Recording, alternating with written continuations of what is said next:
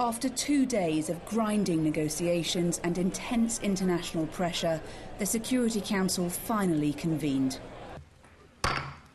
Permanent members Russia and China were among those who abstained, but it still meant success for the resolution's main backers: Lebanon, France, the US and the UK. Now, the purpose of this resolution is clear. It is to prevent further bloodshed in Libya and to protect the people of Libya from Gaddafi's regime.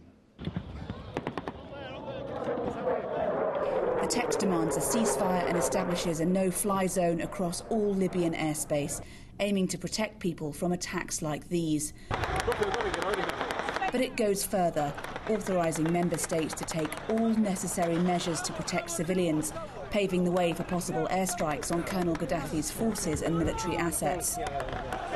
Intensive diplomatic efforts secured the backing of key Arab states in the region, but it wasn't enough for some, unhappy with the potential for conflict.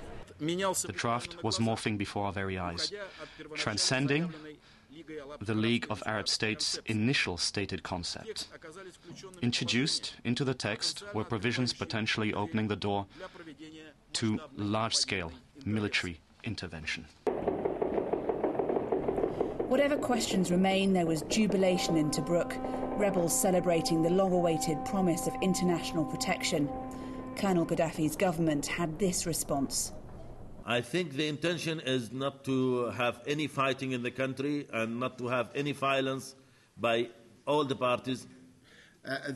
النية والهدف هو أن لا يكون هناك أي قتال أي اشتباكات من أي طرف في البلد. Especially from the rebels, from the armed militias. خصوصا من العصابات المسلحة. But the technical part of the such a decision is needs to be talked about. Pro-Gaddafi protesters burst in to show their support. It's this defiance in the face of overwhelming international condemnation that has the UK and other allies rushing to implement the Security Council's resolution. But as the Libyan military launches into its promised cleanse of rebel-held areas, there are fears they may already be too late. Hannah Thomas-Peter, Sky News at the United Nations in New York.